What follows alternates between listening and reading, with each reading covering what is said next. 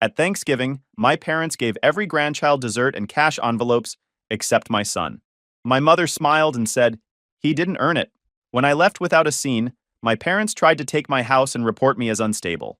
I responded once, "Hey Reddit, my parents always played favorites, and I learned early not to expect much from them. I built my own life, kept my head down, and thought that would be enough. Turns out it wasn't. Before it all blew up, here's how it started. My name's Sean.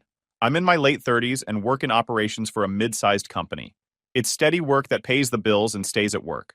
I live a quiet life with my son, Tucker. He's 9. I'm divorced. I own my place. No chaos there. The chaos is my family. My parents are Valerie and Jack. I have a sister, Sophie, and a brother, Peter. Peter's fine. We'll get to him later. Sophie is the problem. Or maybe she's the symptom. Depends how you look at it. From the outside, Sophie is the golden child. From the inside, she's barely keeping things together. Divorced, buried in debt, always between plans, always needing help. She lives close to our parents and leans on them constantly.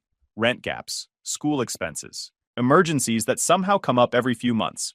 Valerie and Jack cover it. They always have. And because they cover it, they feel entitled to manage everyone else too. I don't ask them for money. Haven't in years.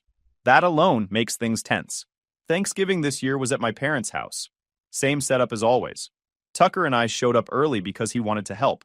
He'd spent most of the week making cranberry sauce from scratch, not canned. He looked up recipes, argued with me about sugar levels, took it way too seriously. He was proud of it. We walked in with the dish covered in foil, still warm. Tucker went straight to Valerie and told her he made it himself. She smiled, nodded, said, "That's nice," and set it on the counter. A little later, when people started moving around, it disappeared. I didn't see exactly what happened. I just noticed it wasn't there anymore. When dinner was served, there was a bowl of canned cranberry sauce on the table. Still had the ridges from the can. Tucker noticed. He didn't say anything. He just looked at me, then back at the table. I let it go. I always do. Sophie showed up late, like usual, with her kids charging ahead of her. Shoes on, jackets half off, yelling through the house. One of them clipped a small table near the entry and sent a framed photo sliding across the floor. The glass cracked. Valerie gasped. Sophie said, "Oh my God," without any real concern. Jack laughed and said, "Kids will be kids," then picked the frame up and leaned it against the wall. Tucker was on the couch with his handheld game, volume off, just keeping busy. Valerie noticed and snapped at him right away. Said he was being antisocial. Asked why he couldn't go play with his cousins. Told him it was rude to sit there like that when family was around. I pointed out he'd tried earlier and got brushed off. Valerie said that wasn't the point. The point was, he should try harder. Tucker turned the game off and put it in his bag without a word. Dinner prep continued. Sophie complained about traffic, about her ex, about how expensive everything was getting. Valerie hovered around her like a nurse. Jack kept checking his phone. Every so often, Sophie leaned in and whispered something to him. I couldn't hear it, but I saw Jack's face change each time. Tight, focused. At one point, Jack glanced at me. Not annoyed, not neutral, calculating, like he was lining something up in his head. Tucker helped set napkins. Valerie corrected how he folded them. Sophie's kids ran through the kitchen again and knocked into a chair. No comment. Tucker reached for a spoon and Valerie told him to wash his hands again, even though he already had. Small stuff. It always is. When we finally sat down, Sophie's kids talked nonstop. Valerie praised them for eating their vegetables. Jack asked them about school. Tucker answered one question and got talked over. He didn't try again. I kept thinking about the cranberry sauce. The effort Tucker put into it. How quickly it disappeared. How easily it was replaced. Then I noticed Sophie whispering to Jack again. This time she looked stressed. Not performative stressed. Real. Jack nodded slowly. His jaw clenched. He looked at me, then back at her, then back at me. That's when it clicked. Sophie wasn't just being favored. She needed something. And whatever it was, my parents were already figuring out how to cover it. This wasn't just another awkward holiday. It wasn't about Tucker being quiet or me being distant. It was about money. And somehow I was part of the solution they were circling. I didn't know how yet. I just knew the tone had shifted. Thanksgiving had barely started, and I already wanted to leave. Dinner kept going like nothing was wrong. Sophie's kids filled the room with noise, arguing over seats, talking over each other, getting up and sitting back down. Valerie didn't stop them. She smiled and told Jack how energetic they were. One of them dropped food on the floor. Valerie waved it off. Another complained the stuffing was dry. Valerie offered to heat something else. Jack joked that they had strong opinions. Tucker stayed quiet. He ate what was on his plate and waited his turn when he wanted something. When he asked for the salt, Valerie told him to wait until everyone else was settled. He did. At some point, Jack asked Sophie's oldest how school was going. The kid shrugged and said it was boring. Valerie laughed and said school wasn't everything. A few minutes later, Tucker mentioned, very casually, that he made honor roll this quarter. He didn't brag. He didn't raise his voice. He just said it.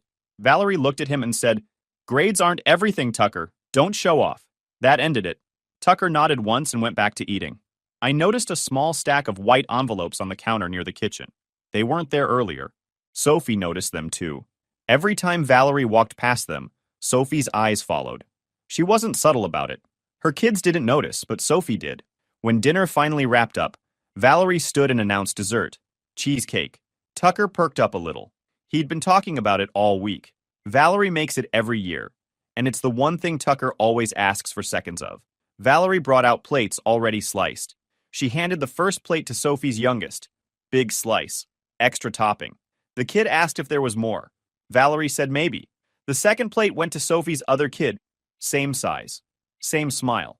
Jack reminded them to say thank you. They didn't. No one corrected them. Tucker stood up from his chair, holding his empty plate, and waited. He wasn't rushing. He was smiling, just standing there patiently. Valerie didn't look at him. She turned back to the counter and picked up the envelopes. She handed one to Sophie's youngest.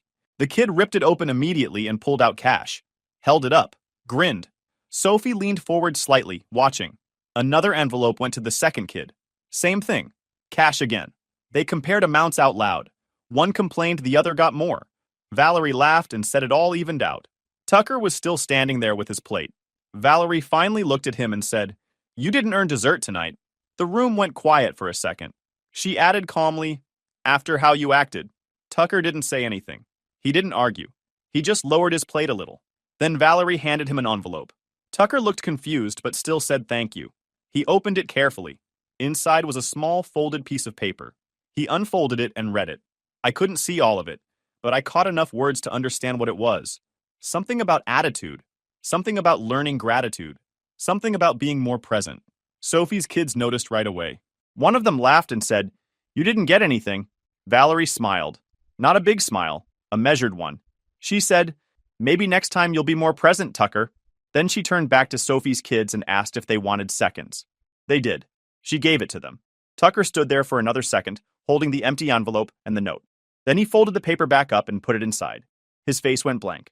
Not angry, not sad, just flat. He whispered to me, "It's okay." That was it for me. I stood up. I took the envelope from Tucker's hands, tore it clean in half, and set it on the table next to the cheesecake. I didn't raise my voice. I didn't say anything dramatic. I helped Tucker into his coat. Valerie said my name like she wanted to stop me, but didn't know what to say. Jack stayed quiet. Sophie stared at the table. We walked out. Tucker didn't cry. He didn't ask why. He buckled himself into the car and looked out the window. I drove. A few minutes later, my phone buzzed. It was Jack. "You made your mother cry," the text said. "Fix this by tomorrow or we talk about the mortgage." I didn't respond. I kept driving. The mortgage text was not a bluff. Jack had leverage and he knew it. Years ago, when I bought my house, Jack insisted on helping, not a gift, not a handshake loan. He set it up as a small second mortgage in his name, stacked under my main one. On paper, it looked tidy, responsible, like family backing family. In reality, it kept his name tied to my house and gave him a button he could press whenever he felt ignored. It came up every time I did not fall in line. Holidays. Boundaries. Anytime I said no. So when his message came in about talking about the mortgage, I already knew what he meant. He expected a call, an apology, some version of me backing down to smooth things over. I did not call. The next morning, I called my bank, because it was a recorded second mortgage and not just cash between us. Paying him off meant going through them, not through Jack. I already had enough saved to cover the note if I needed to. It would sting, but not ruin me.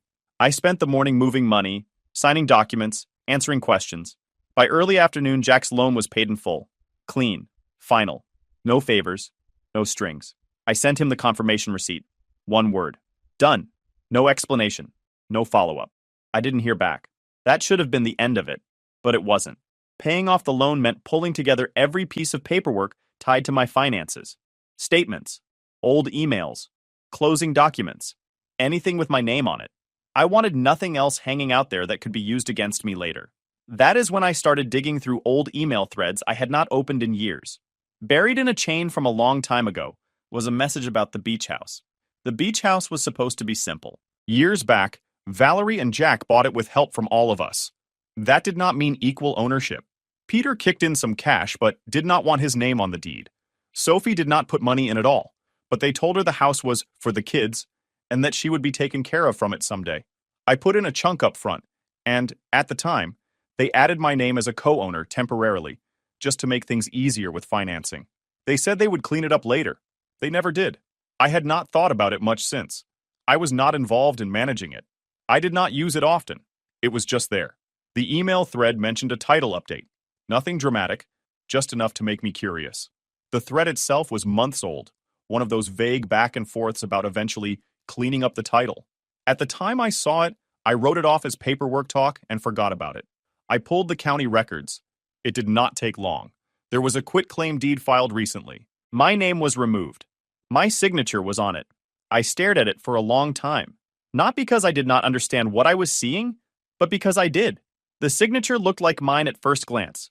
Same slant, same last name loop, but it was not mine. I knew every version of my signature. This was not one of them. They had not even told me. I checked the filing date. It was recent. After Thanksgiving. After the mortgage text. They had been sitting on the idea for a while, and after that holiday and that message, they finally pulled the trigger and pushed the deed through. I checked the status. Pending final processing. I downloaded everything. Screenshots, PDFs, metadata. I saved copies in 3 places. The reason clicked into place fast. Sophie. They were not trying to tidy paperwork. They were trying to free up an asset. The beach house was not sentimental to them. It was money sitting still. Money they could sell, borrow against, or rent out. Money Sophie needed. I replayed the moment from Thanksgiving in my head. Sophie whispering to Jack. The look he gave me afterward. The sudden urgency. The envelopes at dessert. The mortgage threat. They weren't reacting. They were planning. I didn't confront them. If I'd called right then, Jack would have lied. Valerie would have cried. Sophie would have played confused. They would have spun it into a misunderstanding and tried to pressure me into signing something to fix it. I kept pulling records. I checked past filings. I looked at the notary information attached to the deed. I noted the dates and locations. I didn't do anything dramatic. I just collected facts. They thought they'd already won that piece of the board. A few days passed. No messages about the beach house, no angry calls, nothing, which told me everything. They believed the quitclaim went through clean. They believed I either wouldn't notice or wouldn't fight it. Meanwhile, I acted normal. I went to work. I packed Tucker's lunches. I helped him with homework. I didn't mention the beach house to anyone. Not Peter, not my lawyer, not yet. What I did do was make sure nothing else could be pulled out from under me. I finished locking down accounts. I changed access on anything shared. I documented timelines. The mortgage was done. The house was safe. The beach house was different. That wasn't about protecting myself. That was about understanding what they were willing to do. They forged my name. They didn't ask. They didn't warn me. They didn't even try to justify it first. They went straight to removing me, all to cover for Sophie. I didn't feel angry in that moment. I felt clear. They crossed that line quietly, assuming I wouldn't push back. I let them keep believing that, for now. Things went quiet for a few days after I paid off the mortgage. No calls, no messages, no guilt texts from Valerie, no clipped instructions from Jack. That silence didn't feel like peace. It felt like they were deciding what to do next. They decided on a Tuesday. I was home that afternoon with Tucker. He was at the kitchen table working through math homework. I was making something to eat. Normal day. No raised voices. No tension. The knock on the door was firm and official. Not angry, not casual. When I opened it, there were 2 people standing there. A uniformed police officer and a woman who introduced herself as a social worker. They asked if I was Sean and if Tucker lived there. They told me they were there to do a welfare check. An anonymous report had come in expressing concern about my stability. The caller said I'd been drinking heavily, that Tucker was being neglected, and that the home environment might not be safe. I didn't argue. I stepped aside and let them in. The house was clean, not staged, just normal. Tucker's backpack by the door, Homework spread out on the table. Fridge stocked. No smell, no mess. They asked Tucker a few questions in front of me, then a few alone. He answered honestly. About school, about dinner the night before, about his room. I could see him getting nervous. His voice got quieter. He kept glancing at me like he was checking if he was doing something wrong. The officer asked me if I'd been drinking. I said no. He asked if I owned any weapons. I told him what I had and where it was stored. The social worker took notes. They didn't stay long. The officer eventually said something like, "Everything looks fine here?" The social worker nodded and thanked me for my time. They gave me a card and a report number and said they would close it out. They left. The whole thing took maybe 20 minutes. It felt much longer to Tucker. Later that night, after Tucker went to bed, I called the non-emergency number on the card. I gave them the report number and asked for a copy for my records. A day later, I had the write-up in my inbox. It was not truly anonymous. The version they sent me listed the originating phone number at the top. I did not look closely at it right away. I just saved it with everything else. After they were gone, he sat at the table and stared at his math sheet. He didn't pick up his pencil. He asked if he did something wrong. I told him no. He asked if they were coming back. I told him no. He nodded, but he didn't look convinced. That was when it stopped being abstract for me. This wasn't pressure. This wasn't manipulation. This was an attack. I waited until Tucker went to his room and turned on the TV. Then I called my brother. Peter answered on the second ring. I told him what happened. He went quiet for a second and then said it was probably just Valerie being dramatic, that she was worried, that things had gotten heated, and maybe someone overreacted. I didn't argue. I sent him the report number and a photo of the card the social worker gave me. Then I sent him the quitclaim deed from the beach house, the one with my forged signature. Then I sent him the filing date. Peter didn't respond right away. A few minutes passed. Then he called back. His tone was different, not calming, focused. He asked if I was sure the signature wasn't mine. I told him I was. I told him I'd compared it to older documents. I told him when it was filed. I told him I hadn't been told about it. Peter swore under his breath. He said, "If they did this to you, they'll do it to me." That was it. That was the moment he stopped trying to smooth things over. He told me he'd been putting money into the family trust for years without asking questions. That he'd always assumed Valerie and Jack wouldn't cross certain lines. That calling authorities on your own kid was one of those lines. He asked me what I needed. I told him I needed help making sure they couldn't do this again. Not to me, not to Tucker. Peter said he'd talk to an attorney the next day. Someone independent. Someone who wasn't used by the family. He said he'd handle communication if it came to that. Before we hung up, he asked one more question. He asked if I thought the call came from Valerie or Jack. I told him I didn't know yet, but I had my guess. Peter said it didn't matter. What mattered was that they'd shown what they were willing to do when they lost control. That night, Tucker slept with his door open. He didn't ask. He just did it. I stayed up later than usual. I didn't send any messages. I didn't confront anyone. I didn't let Valerie know I knew. They thought they'd scared me. They didn't. They made it clear who they were. And now Peter saw it too.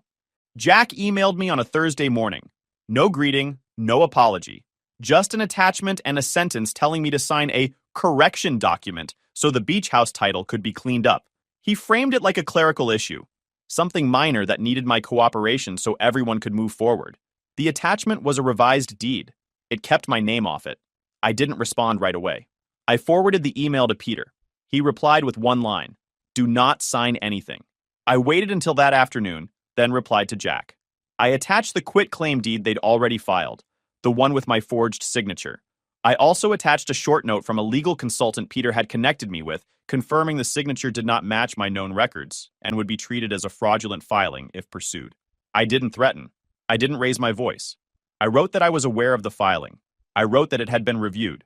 I wrote that I would not be signing anything to correct a document I never authorized in the first place. Then I gave them a choice. They could withdraw the filing, acknowledge the forgery, and agree to an immediate legal resolution regarding the beach house. A forced sale, a partition, something formal and documented. Or I could file a police report for forgery and add the false welfare check to it. That was the whole message. No emotional language. No accusations beyond what I could prove. I ended it by saying all future communication should go through counsel. Jack didn't reply. Valerie didn't reply. Sophie did. She called me less than an hour later. I almost didn't answer, but I wanted to hear it from her. She didn't start angry. She started panicked. She asked what I'd done. She said Jack was furious. She said Valerie was crying. She said I was blowing things up over nothing. I told her it wasn't nothing. That's when the tone changed. She stopped pretending. She told me she was in trouble. Real trouble. She said she'd been juggling credit cards and short-term loans for months. She said her divorce settlement didn't cover what she thought it would. She said she'd promised money she didn't actually have. She admitted she'd told someone she'd have access to beach house money by summer, either from a sale or rental income. She said it like it was obvious. Like of course that was the plan. She said she needed my name off the house, that Jack and Valerie were supposed to handle it, that I was never supposed to notice. She said, "You don't even use it." I told her that wasn't the point. She said she needed time. She asked me to let them fix it quietly. She said if I just signed the correction, everything would calm down and no one would get hurt. I told her no. She got angry then, said I was choosing pride over family, said I was punishing her kids, said I was overreacting. I told her she shouldn't have promised money that wasn't hers. She hung up.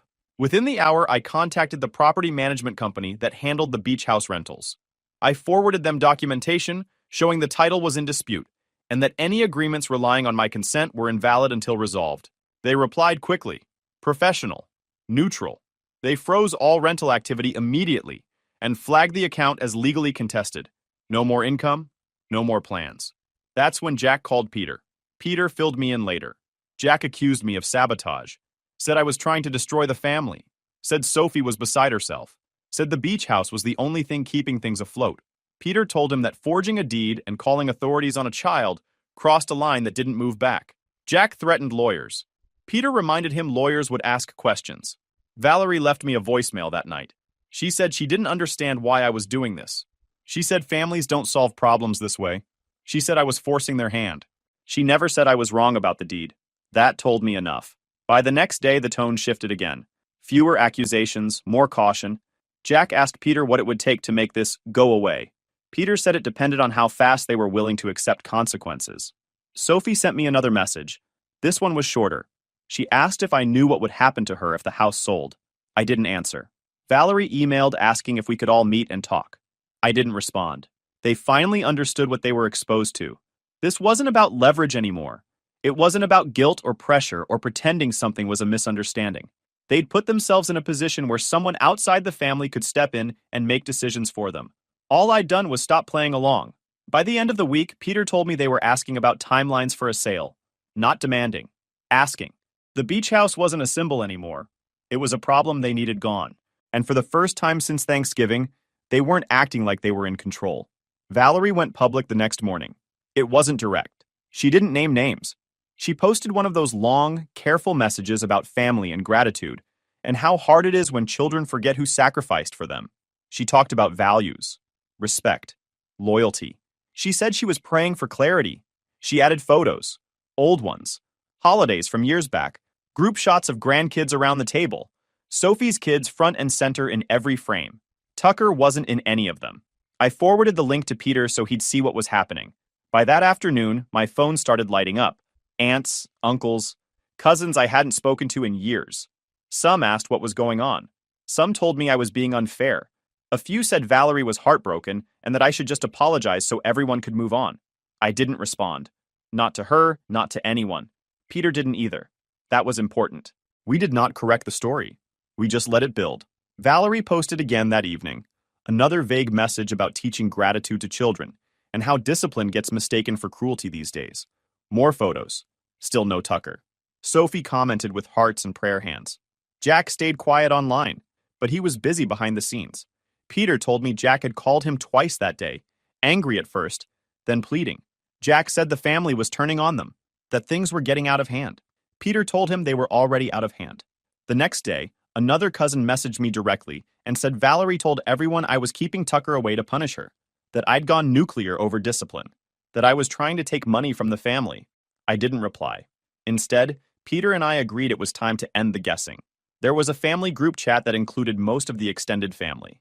It had been quiet since Thanksgiving. Peter asked if I was okay with him posting something there. I told him yes. He posted one thing, a screenshot. It was from the copy of the welfare check report I had requested. Not the whole document. Just the part at the top that listed the originating phone number. Valerie's number. Clear as day. No commentary. No explanation. Just the screenshot. The chat went silent. No typing bubbles. No reactions. Nothing. 10 minutes later, Peter got a call from Jack. Jack didn't yell this time. He sounded scared. He asked Peter to take the screenshot down. He said people were misinterpreting it. He said Valerie never meant for it to go that far. Peter told him it had already gone that far. Jack tried to pivot. He said families don't solve problems in public. That night, Valerie deleted her posts. The damage was already done. The next day, Jack's tone changed completely. He stopped accusing. He started negotiating.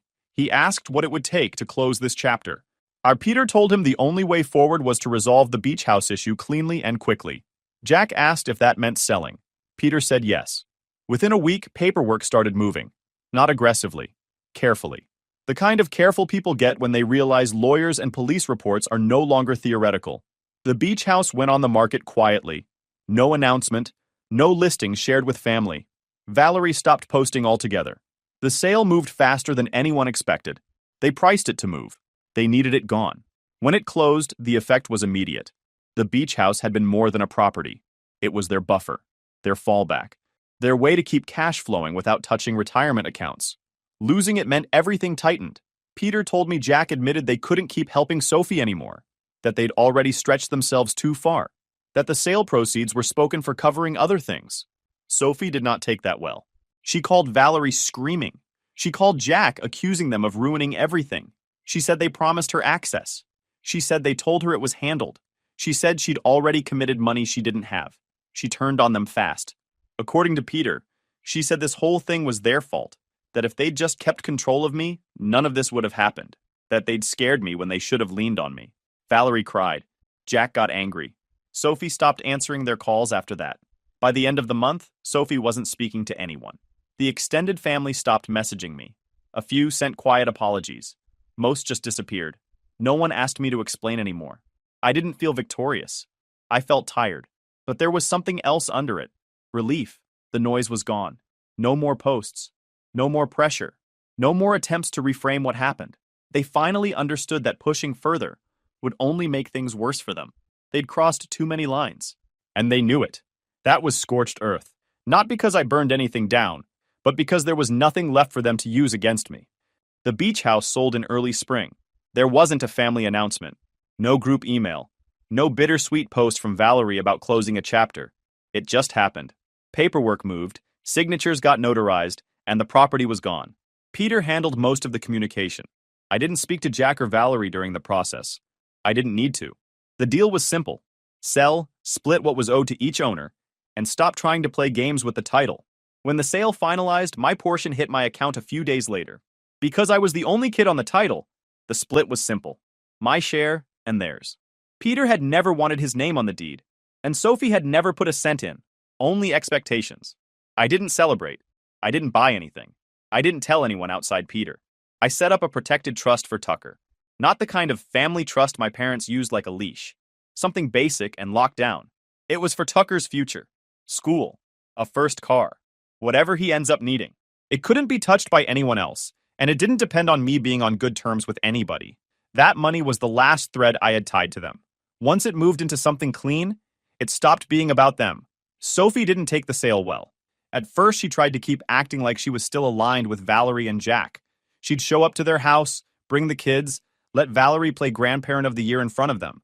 But when the beach house money didn't turn into a rescue plan for Sophie, the tone changed fast. Peter heard it more than I did. Sophie started calling them bitter, calling them selfish, saying they ruined her life. She said they promised she'd be okay, and then pulled the rug out. She said they should have controlled me better, like I was a dog that got loose. Eventually, she stopped coming around. Her kids still wanted to see Valerie and Jack, but Sophie wouldn't bring them. Valerie tried to guilt her. Jack tried to throw blame around. It didn't work. Sophie was done once the support stopped. Whatever family loyalty she had was tied directly to how much they paid. So Valerie and Jack were left alone. Not fully alone, I guess.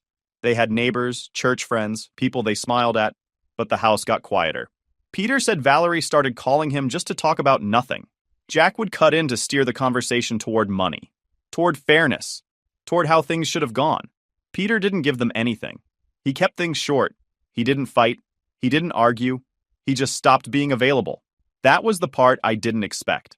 Peter always used to take the middle path. He was the guy who made excuses so holidays could happen. He stopped doing that. Months went by without any contact from my parents to me directly. No apology, no acknowledgement, no attempt to fix it without controlling it. Then Tucker's birthday came around.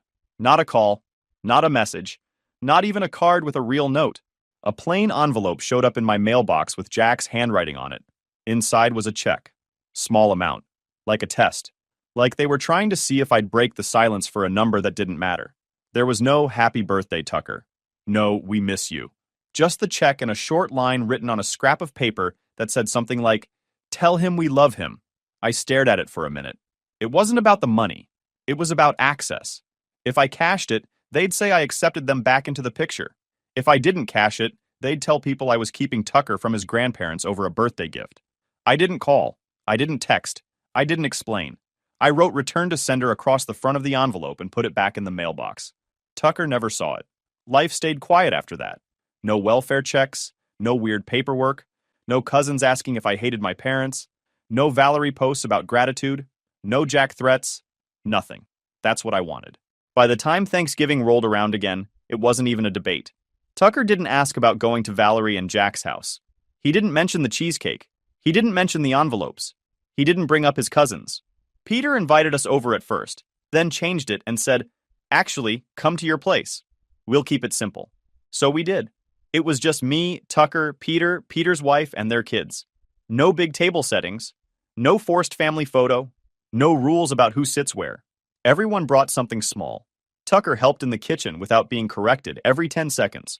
Peter's kids ran around being kids, and nobody acted like it was a crime. I made cranberry sauce the same way Tucker liked it. I let him handle most of it, with me watching so he didn't burn himself. He was careful, serious, focused. He tasted it and added a little more sugar. He looked proud the way he did the year before. This time, nobody knocked it over. We ate dinner in my living room because the dining table wasn't big enough. Paper plates, normal food, kids talking too loud, adults talking over them sometimes. Nothing polished, nothing tense. After we ate, Tucker carried the cranberry sauce bowl to the coffee table. He tripped a little on the rug, and a thick blob slid out of the spoon and landed right on the table. He froze. Full freeze. Shoulders up. Eyes wide. Like he was waiting for Valerie's voice to snap at him. Like he was waiting for someone to decide he didn't earn being there. I saw his face change in real time. That scared look. Peter noticed too. His wife stopped moving for a second. The room went quiet, but not in a bad way. Just everyone seeing the same thing. I didn't say, "It's fine," in that fake calm voice adults use when they're actually annoyed. I laughed. Not at him. Just a real laugh. I grabbed a napkin, scooped the cranberry sauce off the table, and ate it. Tucker blinked like he didn't understand what just happened. Then he let out this shaky little breath and smiled. Not a polite smile. A real one. Peter's kid laughed and said, "Ew!" And everyone laughed again. Tucker laughed too. That was it. No punishment, no lecture, no shaming, no lesson. Just a kid making a mess and adults acting normal about it. Later, when everyone was leaving, Peter clapped me on the shoulder and said, "This is how it's supposed to feel." I knew what he meant. A year ago, my son stood there holding an empty envelope and being told he didn't earn dessert. Now he was at home, surrounded by people who didn't measure love with money or control. Just peace. Guys, we are so close to hit 100,000 subscribers on this channel. If you are not subscribed to the channel, please consider subscribing. It really helps hit that 100,000 mark. Thanks for making this dream come true.